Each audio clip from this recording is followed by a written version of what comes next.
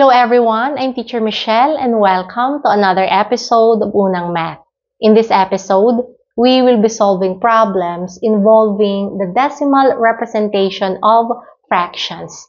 These questions often appear in exams or tests, so pay attention on how I will solve these problems. Also, feel free to pause the video and try to solve the questions on your own so you can practice answering these problems. Okay, let's have the first problem. To express 13 over 60 times a as a decimal that terminates, find the smallest natural number that is the value of a. Okay, so this fraction, 13 over 60 times a, when converted to decimal, this is a terminating decimal. Okay, in our previous episode, if a fraction, when converted to decimal, is a terminating decimal, the prime factors of the denominator must be 2 or 5 only. Okay, let's check. Let's find the prime factorization of 60.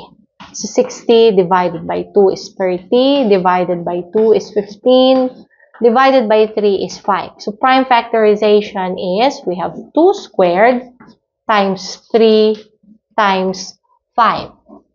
So this is 13 over 2 squared times 3 times 5. We have 3 in the denominator part. That means this is a repeating decimal. It should be a terminating decimal. And to be a terminating decimal, we have to remove or omit 3 in the denominator part. Okay, to do that, since we will multiply this fraction by a, okay, the value of a must be multiples of 3. So this can be 3, 6, 9, 12, and so on. Okay, if a is 3, okay, if we will simplify, then no more 3 in the denominator part. So we just have 13 over 2 squared times 5. So we just have 2 and 5 in the denominator part. So this is, when converted to decimal, is terminating decimal. Since we are looking for the smallest natural number, that is the value of a, okay, the smallest natural number is 3. Okay, let's move on to the second problem. When expressing the fraction 7 over 2 raised to the power of 3 times x as a decimal, which of the following can't be a value for x to result in a terminating decimal? Okay, so this fraction 7 over 2 raised to the power of 3 times x, when converted to decimal, this is a terminating decimal.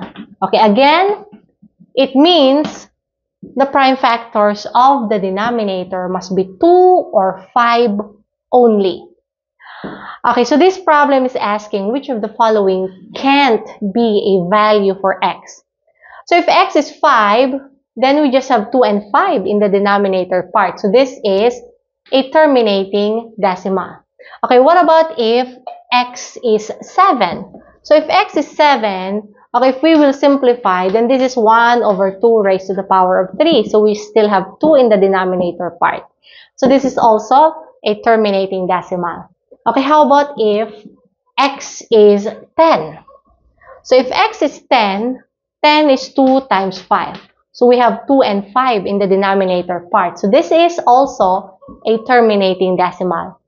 Okay, let's go to D. What about if x is 12? Okay, 12 is 2 squared times 3. Okay, we have this 3 in the denominator part. This means that if we will convert this to decimal, this is a repeating decimal. So this is the answer we're looking for. Okay, let's still check letter E. What about if x is 14? 14 is 2 times 7. Okay, we can simplify 7 here. So we just have 2 in the denominator part. But this is still a terminating decimal. So which of the following can't be a value for x? The answer is 12. Okay, let's go to the third problem. When expressing the fraction a over 360 as a decimal, resulting in a repeating decimal, which of the following could be possibly value for a? Okay, so this fraction a over 360, when converted to decimal, this is a repeating decimal. And if it's a repeating decimal, the prime factors of the denominator must have other numbers than 2 or 5. Okay, so this question is asking which of the following could be possibly value for a. Okay, first thing we need to do is get the prime factorization of 360.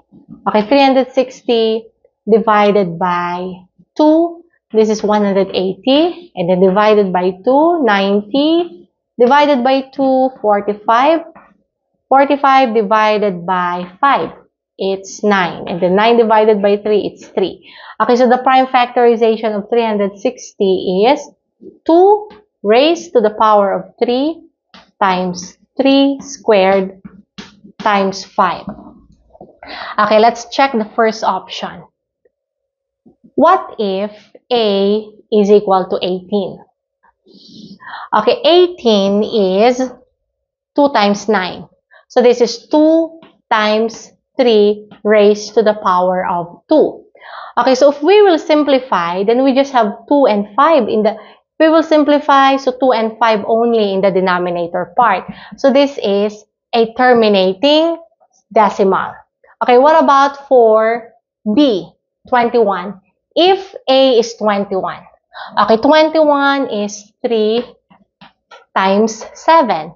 So even if we will simplify, we still have 3 in the denominator part. So it means this is a repeating decimal. Okay, let's go to letter C, 27. 27 is 3 raised to the power of 3. Okay, if we will simplify, then no more 3 in the denominator part. So we just have 2 and 5 in the denominator part. So this is a terminating decimal. Okay, what if the value of A is 30? Okay, 30 is 3 times 10. And 10 is 2 times 5. So we have 2 times 3 times 5. Okay, if we will simplify, then we still have 3 in the denominator part. So that means if the value of A is 30, then this fraction, when converted to decimal, is a repeating decimal. Okay, what about if A is equal to 36? Okay, 36 is 4 times 9. So 2 squared times 3 squared. Okay, if this is 3 squared, then this will be cancelled. So no more other numbers aside from 2 and 5 in the denominator part. So this is a terminating decimal. So which of the following could be possibly value for A? So the answer is 21, and we have here 30. Okay, let's have the last problem. When expressing the fraction 15 over 2 raised to the power of 3 times 5 times A as a decimal, making it a repeating decimal, what is the sum of all possible single-digit natural number for A?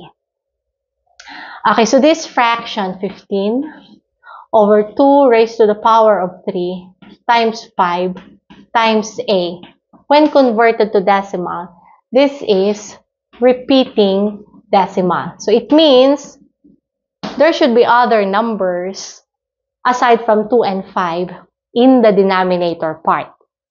Okay, first, let's simplify this fraction. So if we will simplify, then this is 3 over 2 raised to the power of 3 times A. Okay, so we have 3 over 2 raised to the power of 3 times A. So this is a repeating decimal. So the question is, what is the sum of all possible single-digit natural number for A? Okay, single-digit natural number, this can be 1, 2, 3, 4, 5, 6, 7, 8, 9. So these are all the single-digit natural numbers. Okay, let's see. If, of course, 1 is terminating. Okay, 2, this is also terminating. Okay, what about if it's 3? If the value of A is 3 and then we will simplify, then this is still terminating because we just have 2 in the denominator part. Okay, what about 4? If this is 4, then this is 2 squared. So this is still terminating. Okay, let's go to 5. If this is 5, 2 and 5, then this is terminating. So this is not correct also.